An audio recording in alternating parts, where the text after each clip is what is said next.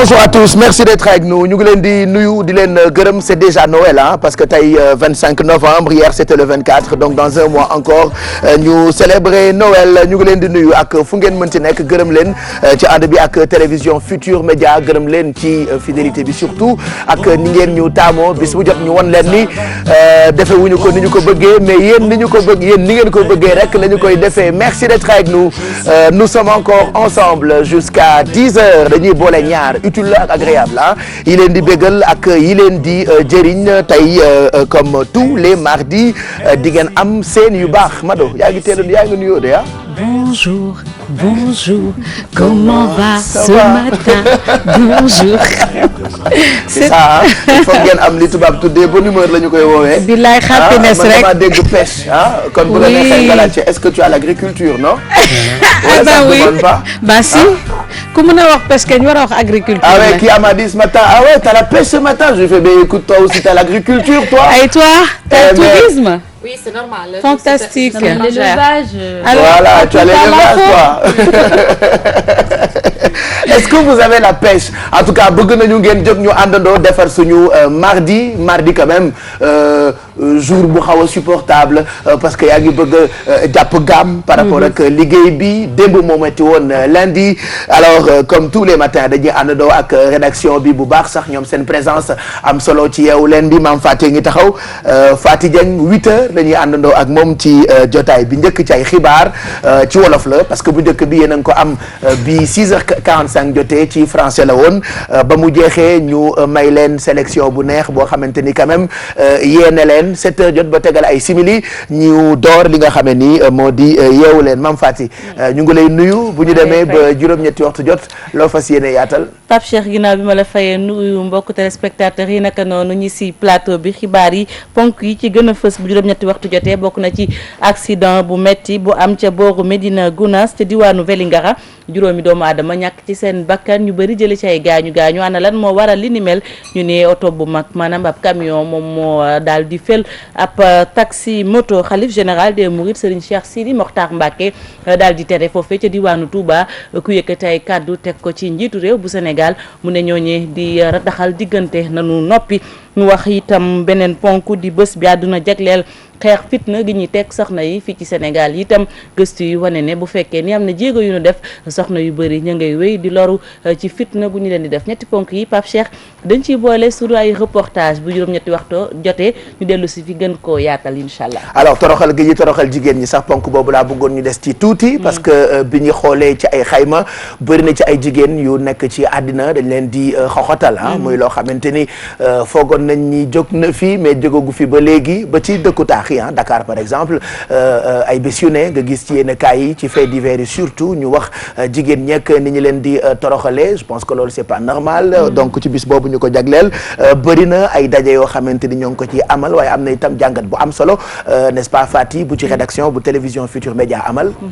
waaw jàngat bu am solo Pape Cheikh ndax comme ni nga ko waxee fii ci Sénégal bu fekkee ne it am na dëkk yu bëri yoo xamante ne si wala sax ay gox fii ñu ngi def ay jéego soxna yi ñu ngi leen di métital am na sax ñu bëri ñoo xam ne violence faite aux femmes yemale wuñ ko ci fitna gi rek waaye naam nga takk sa yu teel yi wala sax ñu daal di arrêté jàng bi nekk na ay mbir yoo xamante ne si ñu ngi koy xeex fii ci Sénégal Pape Cheikh tey itam ci journée bi daañu amal fii ay ndaje yu am solo ngir ñaax wayjur yi nga la bàyyi tout tànk yi adolescente yi nga xam ne dañ leen di yóbbu mariage précoce yi xam nga yooyu parfois xeetu violence lay nekk parce que boo ko yóbboo mu daal di fay loru xale période boobu dafa nekk sax di defar li nga xam ne moom mooy yaramam kon kooku àttanul ëmb tey dafa war a assurer avenir am laata ñu koy yóbbu ci néegu sëy donc tey waxtaan yu bëree bëri dina am fii ak soxna yi tamit indi seen ay témoignages ñoo xam ne jot nañ leen méttital wala ñu fitnaal leen ci sëy yi ci kër yi ñu leen yare donc xeetu violence faite aux femmes dafa bëri fitna googu noonu Pape Cheikh. voilà il faut rappeler que violence dafa bëri façon journée boobu nag ñu ngi ko tuddee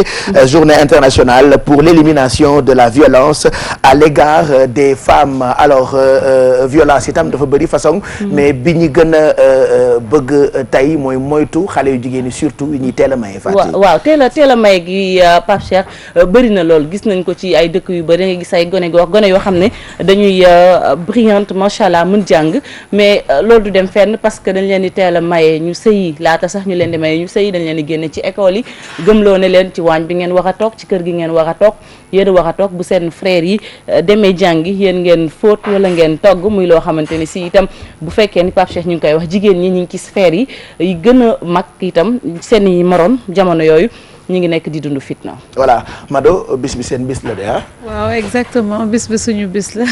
man de violenté wu ma leen ni ngeen ma wëree nii. déedéet indilu ma leen benn violence nag jàmm rek nga ñu teg nag. teelu ma leen mayee de. déedéet ku ci nekk sëy nga ba nga war a sëy. wallaay ñi ci sëyagul it war nañoo sëy sax waaye. newoon nga de da nga leen di teg. ah vente aux enchères jot na. Kiara kenn toroxalu ko parce que takk nañu ko. félicitations Kiara. Merci. ku ci nekk sëy nga bi nga waree sëy. Kiara devient madame. Ndiaye Madame Ndiaye voilà. C'est une bonne nouvelle hein. On parle de violence faite aux femmes et on parle aussi de ce bonheur qu'un homme peut apporter à la femme. Donc grâce à nous da ngeen di am bànneex quoi hein. Qu'un homme peut apporter à une femme, qu'une femme peut apporter à un homme. Ben ouais, tu as raison aussi. Il a accéléré la cadence, ça s'appelle le Lembel hein. Il a fallu que ça passe samedi dans Dakar ne dort pas. Et aussitôt alors vous êtes mariés hier, avant-hier, dimanche. Oui. Pourquoi? Parce qu'il a eu peur. C'est normal, il a eu peur. Il a toqué la porte. Non, je rigole. Et en plus Lazare hein, avec le nom Ndiaye parce que bon c'était. Ah oui, c'est vrai que ouais, Kiara Ndiaye, les gens m'appelaient Kiara Ndiaye, c'est bizarre quand même. Mais bon, ça tombe bien. Félicitations. Alors kenn ku ci nekk dafay joxe xalaatam puisque vous êtes toutes ay porteuses de voix comme tey dañu jël bis bi jagleel ko xeex gi ñuy xeex ni ñu xoxatalee jigéen ñi Fati wax na ci mais ku ci nekk am nga ci kàddu un message pour cette journée qu'est-ce qu'on doit faire pour éviter de toroxal jigéen. alors jigéen daal dañ koy sàmm parce que boo seetee ci jigéen bi nga xamante ne moom mooy jur doom ba tax na dañ ko war a sàmm jàppale donc bàyyi leen di teel a maye xale yi ñuy jàng ba nga xamante ne jot na ñun soog leen dugg nag ci biir néegu sëy. Chiara pour cette journée. Voilà, moi je suis italienne. En Italie, on a ce problème dernièrement, beaucoup de violence sur les femmes. Je pense qu'il faut penser qu'on a tous une mère, on a des sœurs, donc on ne souhaiterait pas que ça arrive à les gens qui nous sont chers, donc il ne faut pas le faire avec les femmes qu'on dit aimer. Des bisous. yenn saa yi ma xool la rek bëgg laa pese. pese bu ma la pese. Pape Cheikh, on dit tout le temps happy wife. Happy life. Happy life. Une femme boo leen ko rendre heureuse non seulement yéen da ngeen di heureux mais seen ay doom aussi parce que jigéen ñi ñoom ñooy def éducation xale yi nit boo xamante ne da nga ko tiital ci biir kër gi teg ko stress teg ko pression wala nga marié ko te bëggul elle pourra même pas s'occuper de ses enfants. nee na xëy na. léegi looy ree. non dafa am benn ñun violente wuñ moom moo tax dañoo xam. dara wóoru la si waxala sa bopp rek. si dem porter plainte. waaw pour dire que ku fonk sa yaay comme ni ko Mada waxee léegi dama ci delluwaat ku fonk sa yaay fonk sa doom bu jigéen et puis fonk bépp jigéen donc amul yoon ñuy def lu ñaaw jigéen amul yoon ñuy toroxal jigéen nañ ci bàyyi xel bu baax lépp loo def jigéen rek jàppal ne jigéen a la jur voilà ku jara fonk la Ndeye Alfi xanaa Pape Cheikh éducation bi rek ñu leen di bàyyi ci école ñuy jàng tax booy xool jigéen ñi ñoo gën a intelligente sax ko góor ñi ñu leen di ñaax ñuy jàng rek ba heure sëy jot rek ñu soog leen maye comme ni ma boo seetloo ñi nekk ci plateau bi yëpp ay jigéen na mais derrière les hommes sont en train de faire genre bon Alfi mi fuyul di ko xeelu est-ce que jigéen ñi ñoo gën a intelligent que góor ñi ça je suis pas d'accord bon après la femme après bu dee ci yéen nii da ngeen bëri pexe mais tey sañu ma defal am na benn proverbe wolof buy wax as gor teralal waaw soo ko teralee tëral est-ce que boo ko toroxalee mu tuxu dëgg la je pense que ça s'applique à la femme ouais c'est à la femme as gor teralal wallaahi jigéen dañ koy fonk fonkul mu def waaye toxu du kenn du ko prévision kenn du ko prévision bi géwél bu toog naan ko ashgor ko teral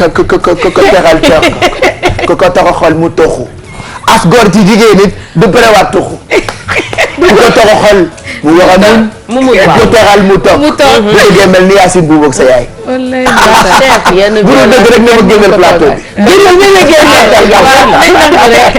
allez en tout cas ñun tey ñun ñëpp bëgguñu kenn toroxal jigéen Mame Faty neex a fekk Touba wax nga ci xibaar yi mais am nga ci xalaata personnel yow en tant que femme. man benn message laa am. je dirais tout simplement que les programmes de lutte contre les violences faites aux femmes doivent cesser d'être la poule aux œufs d'or.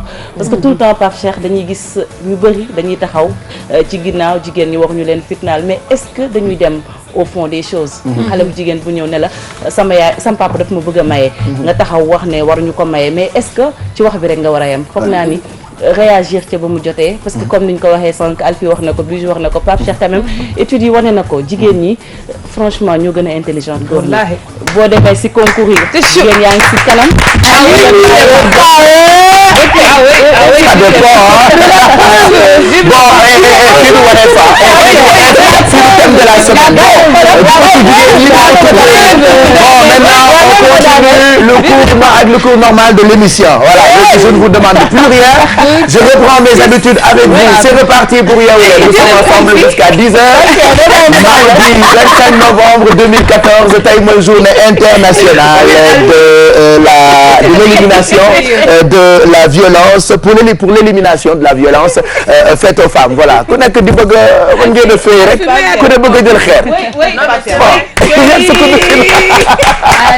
man tey yàlla bu ma jigéen ñi sogg tey waa àggale baal ma Mame Faty te soo demee si daara yu kawe yi waaw études yi yéen a sorti bëri yu yàgg yi yéen a bëri dañuy dem ba jeex donc dañu patiente dañu nangu jàng dañu gëm seen bopp donc il faut ñu bàyyi leen ñu wane seen bopp aussi waaw quand même c'est très important il faut éviter di teel a maye xale yu ñu sëy moi j'avais une bonne elle avait quelque chose comme 12 ans dama amul pexe rek waaye bi ñu koy maye fekk je ne pense pas que gisoon na mbaax dañ ko teel a maye elle a quitté chez moi l'année dernière mais quand elle quitté da ngay xam ni kii buggul mais amul pexe te xale yi souvent dañuy ñàkk pexe et yooyu yëpp mu ngi am fii Afrique ba léegi Sénégal on en a parlé la dernière fois da ngay gis ñu ngi xarafal xale yu jigéen ñi ba léegi par exemple yooyu foogoon nañ ni xeewi na da ngay gis ay nit yoo xam ne bitim réew la ñu nekk ak seen ay doom ñu juddoo France par exemple dañ leen di indi Sénégal ci village yi pour ñu leen di xarafal mais en cachette te defe naa looy def di làqatu baaxul aussi looy def di làqatu quand même baaxul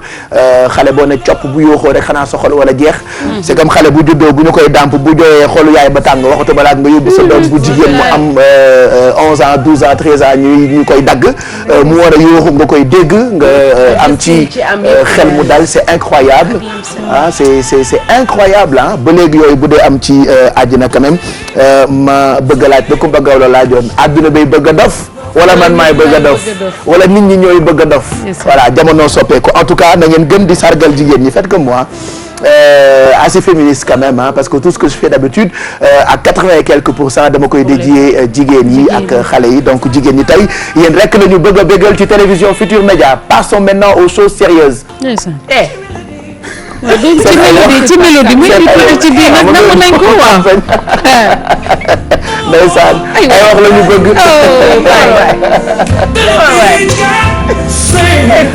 déggal loolu waaw nga di koy way ko nga di koy way ak kan mooy kan koy way ay ca baaral ko waaw maa ko bàkk bis waaye dama du benn dëgg li ngay wax ak li muy làkk benn bokkul. Je vous promets ça tout à l'heure on fera le petit pello ak doomu xaar mbay ma jaaga bii di way di Robert Kelly moomu nga xam ni boo xoolee ba ci biir Ali Bata Mbuub sax jur na ko wala boo xoolee ba ci biir bokk naag Mansour Mbaye parce que li mu woy ngéwél rek la boo seet la wooyu dafa am mbaar am njolli am ndëfër la xale ba ne woon ni yenn saa yi nga wàcc Amérique tase fa ak Khady Ndiaye ku nuroog Bijou wala ku nuroog Kia wala ku nuroog Alfie comme quoi lépp fi la tàmbalee Youssou woyoon na ko alors on vous souhaite une très bonne journée Mame Faty on a très envie de savoir lan la yéene kaay yi xëyee tey ci mardi 25 novembre 2014 mais ce qu'on va faire d'abord comme kuy xalam di ca jaay barke ba yaay borom on va retrouver la rédaction centrale du quotidien L'Observateur pour le menu du L'Obs de ce 25 novembre juste après vous aurez la revue des titres tey lii yéenekaay yi xëyee ci bis bi ci télévision Futur Média Abdoulaye Diédhiou wala Babacar Ndaw Faye comme ci mënti doon on vous dit bonjour yéen a ngi foofu ca rédaction centrale bu l'Observateur. Bonjour Pape Cheikh Diallo, bonjour à tous les téléspectateurs de la télévision Futur Média. Ravi de vous retrouver aujourd'hui avec Yeewu Leen pour vous présenter la une de l'Obs de ce mardi 25 novembre 2014. Aujourd'hui, nous allons vous parler de la couverture du 15e sommet de la francophonie que le groupe Futur Média pourrait donc boycotter. Hier, le directeur général Mamoudou Ibra Kane a conduit une délégation composée des directeurs d'entités du groupe auprès du président du conseil d'administration, M. Youssou Ndour, pour lui détailler les injustices que subit le groupe de la part de l'État qui refuse de voir la réalité en face et d'arbitrer en conséquence. Ainsi, les différents responsables ont fait comprendre aux promoteurs du groupe qu'ils allaient se faire entendre. Nous allons également parler de Moustapha Niasse qui écrase Abdou Diouf par son mépris. Je dois tout à Senghor, dit-il. Le président de l'Assemblée nationale clame donc devoir une fière chandelle au président Senghor, même pour les fonctions de ministre qu'il a eu à occuper sous le régime d'Abdou Diouf, ignorant royalement ce dernier. C'était hier à l'occasion du colloque international sur le thème Senghor l'universel. Ces propos de Moustapha Niasse étaient une réponse aux mémoires de Abdou Diouf? Allez savoir. À la une également, cette fenêtre accordée à cette histoire d'immolation par le feu devant la prison du Cap Manuel, avec le chauffeur de Bara Sadi qui est dans le coma à l'hôpital général de Grand Yoff. Talla Diakhoumpa, il s'appelle, chauffeur de Bara Sadi, ex-directeur général du port. Il s'est immolé par le feu vendredi dernier devant la prison du Cap Manuel pour réclamer la libération de son ancien patron. Le chauffeur Talla Diakhoumpa est dans le coma depuis vendredi dernier donc. Et puis en sport, ne manquez pas cette interview avec Gouy Gui, le baobab de l'arène. Défié publiquement par Ama Baldé, il s'estime plus fort que ce dernier, qu'il a battu une fois le chef de file de l'écurie Mor Fadam, met donc en garde Ama Baldé sans pour autant écarter l'option de lui accorder une revanche. Voilà Pape Cheikh, c'était là les grandes lignes de la une de l'Obs de ce jour. Nous vous souhaitons une excellente journée et puis excellente lecture à tous. Merci Babacar Ndaw Faye. On te retrouve demain matin pour ce qui fera le menu de l'Observateur comme tous les matins. Alors tey nag Mame Fati li lëmbe réew mi mooy fii couverture médiatique bu sommet francophonie groupe Futur Média am ci lu leen metti ñu ngi wane nataalu directeur di Mamoudou Ibra Kane ñu def comme ni ko Babacar waxee léegi vers un boycott de la francophonie par Futur Média waaye yéenekaay bii di le quotidien. Alors le quotidien jëm ci inauguration village de la francophonie ñu ngi ci wane nataalu premier ministre bu Sénégal di Mohamed Boun Dionne ñu bind inauguration du village de la francophonie le sommet de l'amateurisme. Pourquoi? waaw ñoom le quotidien dañoo ñëw ci njiitu joori ñi Mohamed Boun Abdallah Dionne ak inauguration maanaam village francophonie bi ñu doon dalal ñoom li ñu gis ci mbir mi moom mooy amateurisme ñu ne sommet amateurisme nag Pape Cheikh ko dégg moom mooy ñi loo xamante ne si jegewul dara ak lu compétent. maanaam teguñu ko benn yoon. ci fi ñu ko war a teg lu ñàkk compétence wala lu ñu négligé lay. c'est grave ça hein? Donc noonu la ko yéenekaay bii di le quotidien tuddee tey beneen yéenekaay ngi di le populaire ni Macky Sall a été élu bien élu mieux élu que lui. bii titre bu rëy bon après ay kàdduk ki nga xam ne ni moo di Serigne Mansour Sy Djamil moom la ñu def ci seen xët bu njëkk loolu nag Moustapha Sy Djamil defe naa mu ngi ko wax jëmale ko Maître Wade wala Macky Sall kum ci mën a doon liiraatama titre waaw Serigne Mansour Sy Djamil recadre Maître Wade mu ne ci yéenekaay bi Macky Sall a été élu bien élu mieux élu que lui. Waaw mu ne nag Ablaye Macky Sall dañ ko fal nañ ko bu baax waaye moom boppam rek la fal. foog naa ne su ma juumalee loolu la wax il n'a élu que lui. D'ailleurs il a même dit avec tout le respect que je lui donne ce qu'il dit lui Abdoulaye Wade est loin de refléter ce que pensent les Sénégalais. waaw moom li mu gis moom mooy Abdoulaye Wade li muy xalaat ak li muy wax wuute na lool ak li askan wi di xalaat ci moom lu ci mën a am Serigne Mansour Sy Djamil moom moo yëkkati kàddu yooyu mi ngi ci xët bu njëkk bu Le Populaire. d'accord et puis ki nga xamee ni moom la Babacar Ndaw Faye wax léegi nii ci l'observateur bi laas itam noonu la xëyee ak nataalu Bara Sadi ñu def Talla Diakhoumpa tente de s'immoler par le feu loolu mooy une bu yéenekaay bii di laas. waaw Talla Diakhoumpa mooy dawalkatu ki fi nekkoon njiital port Bara Sadi. moom dafa dem ca kaso ba buntu Cap Manuel su ma jumbulee. taal fa boppam ba instant yi nii mi ngi ci guddi gu bët setegul parce que mi ngi dans le coma. lu ci mën a am liggéeykat la woon collaborateur wala sax dawalkat en tout cas ci service su Bara Sadi la nekkoon lan moo tax mu taal boppam. ki fi nekkoon njaatigéem dafa nekk ci kaso ana lan moo ko defal lan la ko defal ba mu taal boppam. tontu bu rëy la Pape Cheikh te yaakaar naa ni ku jënd yéenekaay bi di nga ci am leeral. yéenekaay bi di Grand Place moom itam tey ñaari mbir laa gis ci xëtam bu njëkk nataalub Cheikh Sidi Mokhtar Mbacké yàlla na fi yàgg te wér mu bind ni je ne tolérerai plus un manque de respect à mes hôtes. dootul bañet bëggatul kenn ku toroxal gan yi foofu ca Touba ba noppi itam wax ci sommet francophonie moom Grand Place def guerre pour le contrôle de l'association des maires vers la fratricide à l'APR. waaw lu mu gis nag ñu tàmbalee ko ci ponk seen Cheikh Sidi Mokhtar bi li mu xamle rek moom mooy dafa ñaawlu yenn ci doxalin foofee maanaam gan gu ñëw nga di ko toroxal ak yu ni mel loolu la ni nangootu ko benn yoon bu ko fa kenn defati leneen li ñu gis nag moom mooy francophonie bi ak association bi lëkkale maire yu Sénégal yéenekaay bi nag li mu gis moom li mu ko jàppee mooy fratricide maanaam li nga xamante ne si Pape Cheikh dafa opposé ay frères ñoo xamante ne si ñoom ñëpp daanaka ñoo bokk bëgg-bëgg nekk ci association mais dafa mel ni association boobilee sunu moytuwul ci xàjjaloo mën na faa jure loolu gis-gisu yéenekaay bi di Grand Place. lu bokk ak xëtu yéenekaay bi di Grand Place lu mel noonu la yéenekaay bi di enquête xëyee ay kaddu Cheikh Sidi Mokhtar Mbacké ñoom ñu ngi ko tuddee menace donc ñu def ci seen xët bu njëkk attaque contre Macky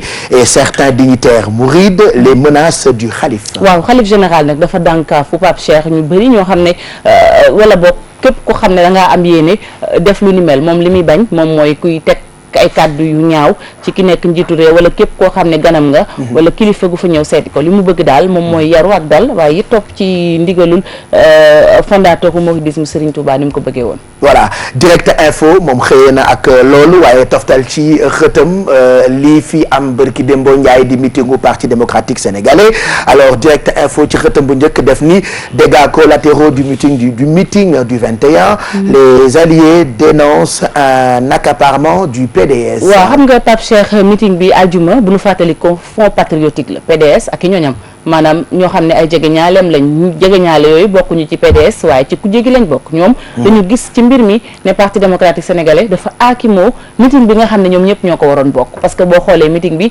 Abdoulaye Wade rek nga doon gis moom mooy wax daanaka moom moo jëloon parole pratiquement moom lañ doon déglu ñoom li ñu gis moom mooy PDS dañ leen a woo ba pare xaw leen a boddi daal di jël lépp aakimoo ko voilà mu nga donc loolee la yéen kay bii di direct info xëyee tey Walfadjri moom xëyee na ak coowal procès Hissène Habré mu bind ce qui empêche le conseil constitutionnel de statuer. waaw ci inconstitutionnalité chambre yi la suma jumale moom li mu jàpp moom mooy lan moo tax conseil bi joxewul xalaatam bu ñu xoolee nag inconstitutionnalité mooy li nga xam ne constitution bi en tout cas constitution réew mi nangu ko lu ci mën a am mi ngi ci yéenekaay bi di Walfadjri te yaakaar naa ni gën nañ koo faram-fàcce ci xëti ci biir Pape Cheikh. yéenekaay bi di Libération xëyee na ak loo xam ne dafa xew lool man mi sax def naa ci frais Bijou Kia Mado et tout ce qui s'ensuit ñi nga xam ni ñooy sàcc profilu nit yi nekk ci Facebook bi wala ñuy mbubboo ay turu nit alors que ay fen kese la alors am na ci gang boo xam ne teg nañu ko loxo Libération loolee la xëyee bind piratage de compte de célébrités aux fins d'arnaque de leurs contacts le gang de Facebook tombe alors parmi victimes yi entre autres y a Kouthia. waaw mu mel ni Libération dafa xëy def gëstu boo xam ne moo sonal ñu bëri ñu ngi ci ñëpp a ngi ñu ngi ci réseaux sociaux yi Facebook la ñu gis ne ñu bëri dañuy dem ci célébrités yi comme ni nga ko waxee di pirater seen compte yi wala sax ñu jël seen photo créer compte di dem ci seen xarit yi ak seen jegeñaale yi wala ñoo xam ne ay soppe lañu di leen xool naka lañ leen di naxee lu ci mën a am Samba Sine moom ki ko doon pirater bokk teg nañu ko jàpp nañ ko parce que ci gang boobu la bokk. ok waaw. xam naa bu ñu doon wër sama bos xaar nañ ci jàpp 15 Pape Cheikh Diallo te kat Pape Cheikh bi li ma ci naqari mooy boo ko bindee mu tontu la ñàkk jot rek moo tax mënuñoo gisee c'est incroyable ah. donc loolu la yéenekaay bii di Libération xëyee tey baax na ci ñoom. Soleil moom xëy na ak inauguration waaw dëgg la di neexul ci xol non dëgg la neexul ci xol mosañ maa taaj teesante ndax lool di waaw ab xale bu jigéen bu ma yóbbu sax ba ci coow lu rëy fekk du woon man alors qu'elle pensait qu'elle parlait avec moi c'est grave hein, il faut que tu en parles lu grave nga reparler waxoon nañ ci benn yoon mais dinañ ci waxaat amuñu job parce que du doy waaw amuñu job intéressé wu leen sax boo ci ñun ñoo ngi piraté mais c'est très mal ça fait mal bu la dalee alors Fatou ñu jeexal ak yéenekaay bi di Le Soleil moom xëyee na ak inauguration village francophonie mu bind la richesse culturelle de la francophonie saluée waaw Le Soleil Pape Cheikh moom ak Le Quotidien ñoo bokk titre mais ku nekk ak sa angle de traitement waaw parce que Le Soleil li mu gis moom mooy richesse culturelle bu village francophonie bi dañ ko rafetlu xam nga Pape Cheikh ñi fay tase li ñuy suqali ci wàllu caada ñoom foofu la ñu teg seen baaraam développé ko ne richesse culturelle ba rafetlu nañ ko bu baax voilà et puis stade yéenekaay moom xëyee na ak Alain Giresse coach bu équipe nationale mu ne le Sénégal est un petit poussé mu ngi jëm itam ci liste 23 yi nee na itam joueur bu nekk war na assumer sorteem et puis ñoom dinañu am 2 semaines de préparation ak nataalam ci Alain Giresse ginnaaw ba mu qualifié ba noppi nag mi ngi daal di déroulé feuille de route am li mu gis nag moom mooy équipe nationale bu Sénégal petit poussé la maanaam loo xam ne eggagul ci maturité la mi ngi màgg ndànk-ndànk waaye it mi ngi dànkaafu joueur yi ne kenn ku ne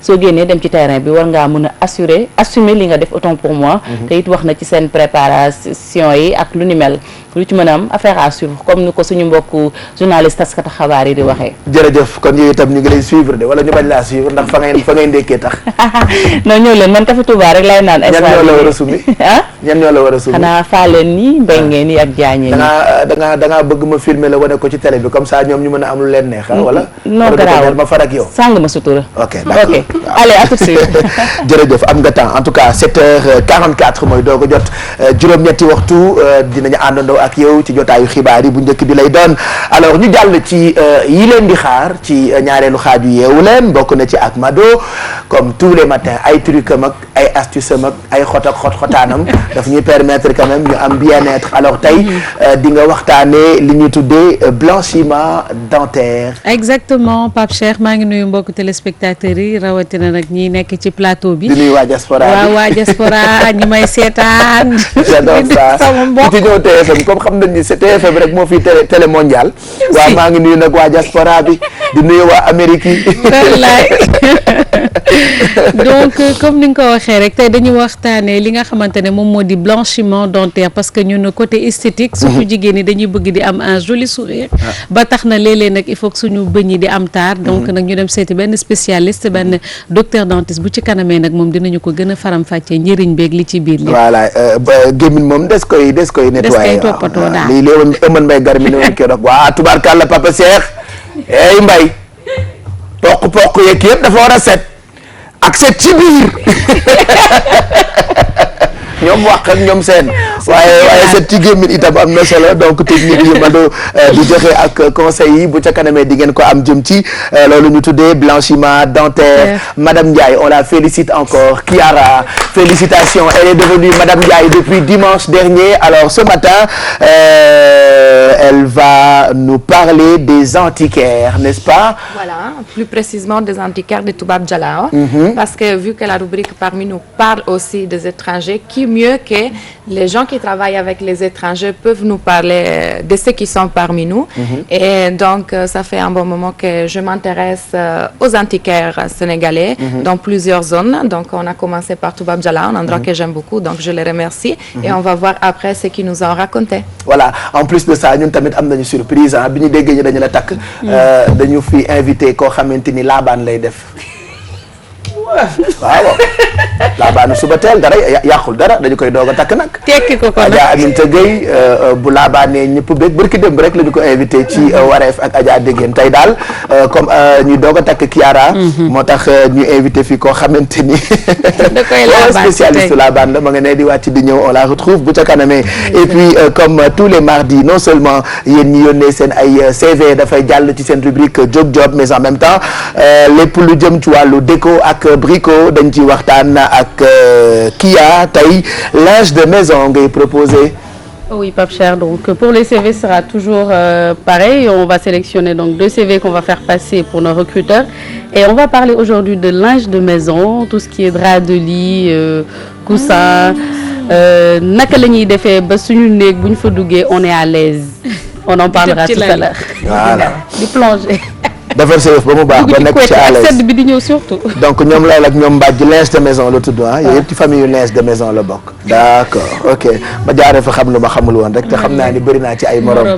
et puis bijoux comme tous les mardis tendance monde n'est-ce pas. Tendance monde, Pape Cheikh. Ah, merci pour le nom. Ah ouais hein écoute. Ouais. Merci chérie. Ah, franchement c'est moi. C'est toi. Quand même. Billaay y a que toi pour génneel ma yu mel. Voilà. ma ñëw bis. non du ko jaar bijoux dafa teel trop ay bijoux fajar moom merci beaucoup. Tendance monde, Pape Cheikh, on va parler de Miss Monde qui se prépare, c'est dans quelques semaines et malheureusement Miss Honduras dañu ko rey donc pour ñëwaat ci violence faite aux femmes à quelques semaines de l'élection moom ak sœuram ci yenn circonstances lañ leen reyee dinañ ci wax. On va parler de Miss Monde musulmane.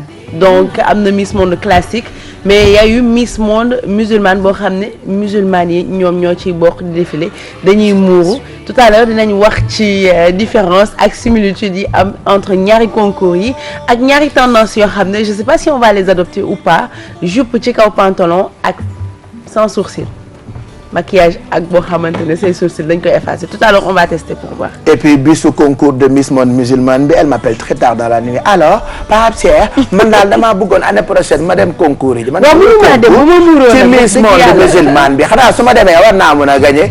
ma ne ko yow doo bokk sax ci présélection yi. jox ma col day dem di concourir. jox leen ma col du muuru la bu muuru mun naa ba. ma ni boo bokkee doo gagner lu leer laa la wax même sans kaala doo gagner dara waaw.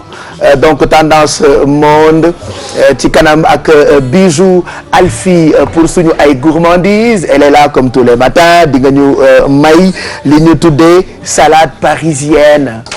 Oui Pape Cheikh comme n'est-ce ni nga pas ko Alfie waxee bonjour Pape Cheikh bonjour ñi ñuy seetaan Pape Cheikh comme ni nga ko annoncé ci kanam ñu réaliser une salade parisienne wan leen yan technique ak yan astuce ngeen di utiliser si seen kër pour mën ko réaliser toujours avec les produits Sofiex.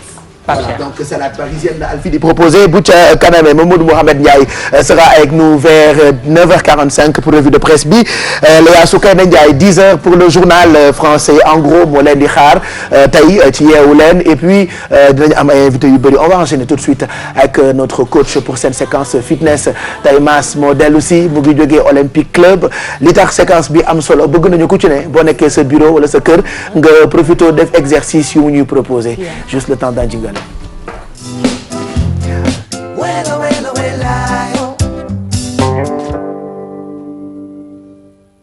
Bonjour coach. Bonjour Pape Cheikh. Bienvenue. Alors ça marche. Ouais, et toi. nangoon naa leen. maa leen raw lu bari alors. Voilà, félicitations. Alors comment ça va. tey fi nga jéem. Ouais donc tey du ma mën a taxaw di def. waaw tey moom macha allah waaw tey. ma tenue ne me permet pas. seulement wax mais wudin la sol. donc da ngay taxaw di compter. Voilà donc mënuma quand même alors ça voilà non après parce que la dernière fois tu parlais de ça n'est-ce pas donc sama sañ c'est permettre ma quand même may def sport. Voilà merci. donc nga taxaw compter rek. artala inchallah. Alors bonjour tout le monde, ravi de vous retrouver ce matin. Donc on va continuer le travail avec notre bâton. Donc aujourd'hui on va donc plus renforcer la taille. C'est bon? Pourquoi? Allez sur le côté. C'est un bâton, vous pouvez le faire sans bâton. Hein. Allez, on prépare le corps comme ça. Allez juste là, vous mettez juste le bâton là. Attention. Allez, on respire. Allez, bisous. La suite, regardez. Allez, on cherche, on revient. Allez, on chauffe. On prépare la taille à l'effort. Cherchez loin. 3, 2, même chose. 8, 7, 6, 5, 4, 3, 2, 1. Vous changez de côté. Même chose. Regardez, cherchez loin. C'est très bien. Ouvrez, fermez. Allez, bras tendus, cherchez loin. Vous pouvez le faire sans bâton. Comme ça, et ça comme ça. Si vous voulez, vous le faites sans bâton. Ou bien utiliser juste un bâton pour plus d'équilibre. Je rappelle, c'est juste l'échauffement de travail. C'est juste l'échauffement. Donnez-moi encore 8. Allez, préparez la taille à l'effort. 8. Allez, Pierre. 7, tu vas le faire. 6. 5. 4. 3. 2. 1. Vous restez. Prenez le bâton maintenant. Le travail commence maintenant. Juste des mouvements d'exercice. Regardez le premier, ça donne ça. On va croiser les genoux coudes, mais en déplacement. D'accord? Allez, c'est parti. Et vous montez, vous revenez. Juste sur le côté. Montez les genoux, montez les genoux. Allez, on descend le coude. Croisez les deux. Et vous devez sentir la taille, sentir le pincement. Même chose, 8, 7, 6, 5, on croise, 4, 3, 2, on reste sur place, une répétition.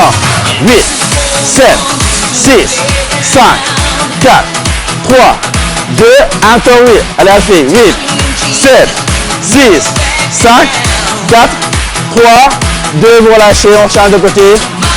On répète la même chose. 7 tâches. Allez, c'est parti. Vous montez. De profil, ça comme ça. Juste les genoux qui montent. Et vous descendez le coude. Croisez les deux. Croisez les deux. 2. Allez, tout le monde. Si vous faites ça, maximum de répétitions jusqu'à sensation de brûlure. Même chose, on le fait sur place. 8 fois, 8, 7, 6, 5, 4, 3, 2, encore 8, 7, 6, 5, 4, 3, 2, vous relâchez, dernier. Même chose, mais cette fois-ci vers l'avant, et on va croiser genoux coudes. Regardez la suite, ça donne ça, et vous revenez. Vous croisez genoux coudes. Même chose, 8, 7, 6. Si vous voulez sans bâton, vous croisez genoux coudes. Juste ça. Même chose, sur place. 8, 7, 6, 5, 4, 3, 2, encore 8, 7, 6, 5, 4, 3, 2, vous changez. Donc sans bâton, bien avec bâton. À vous choisir. Même chose. Un pas en avant, un pas en arrière. Gardez les abdos serrés. Croisez, genou coude. 2. Donc je rappelle. Faites-le avec bâton. Ou bien sans bâton, avec le poids du corps. Allez, on termine. Sur place. 8, 7, 6, 5, 4, 3, 2, encore 8, 7, 6, 5, 4, 3, 2, vous relâchez. Allez, on tire, on relâche la taille. Allez, comme au début, vous mettez le bâton là sur le côté et vous cherchez. Là, vous relâchez. On revient, on change de côté, relâchez. Maintenant les dos flots, le bâton devant. Là on cherche loin derrière. Gardez le dos plat. Allez, les douze prises, les mets là. Allez, là on respire. Cherchez loin. Grandissez. Décollez les talons. On respire. 3, 2. Allez, vous relâchez. C'était tout pour ce matin. Bonne journée à tout le monde. Merci coach. Merci coach. merci coach mën ngeen ko fekk Olympique Club.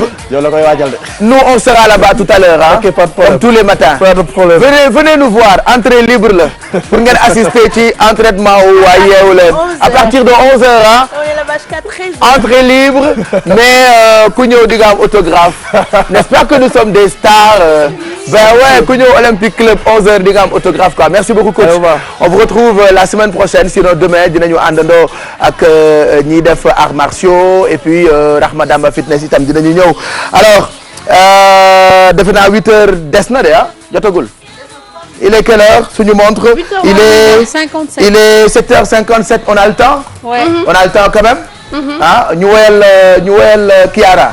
wala ñu bàyyi ba ci kanam ñu doog ko woyal. dañ koy doog a takk ñu woyal ko Caafaas wala ñu bàyyi ba ci kanam.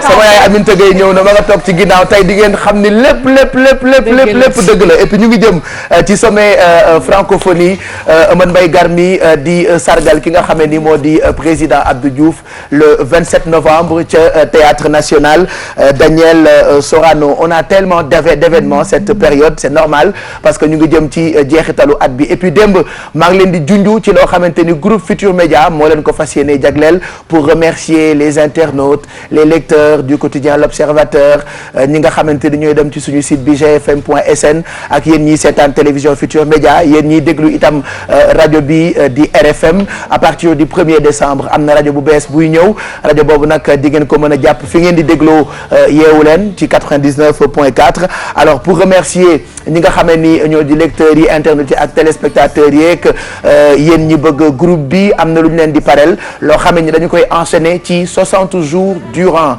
ay mbir yoo xamante ni musul am Sénégal donc loolu buñ ci yegsee dinaa leen ci indil ay leeral sinon dès aujourd'hui mën ngeen a bokk bu baax ci Yeewu Leen bi parce que c'est déjà Noël ci télévision Futur Média numéro téléphone yi xam ngeen ko 88 628 22 22 wala 88 628 65 65 wala 88 628 04 05 bu ngeen nekkee itam bitim réew di ngeen mën a woote bu ko defee bu ngeen duggee ñu mën leen a teral jox leen ci yu baax yi nga xamante ni ñoo ngi koy séddale on a encore le temps de il est 7h59 parce que avant l'heure ce n'est pas l'heure voilà dégg naa tubaab di ko wax après l'heure ce n'est pas l'heure waaw mais c'est quand l'heure à l'heure c'est quand l'heure à l'heure c'est quand l'heure alors l'heure c'est l'heure oui bon on va attendre 8 heures alors comme l'heure c'est pas l'heure wala l'heure c'est l'heure l'heure c'est l'heure l'heure c'est pas l'heure 5 il est 8 heures 4 à 0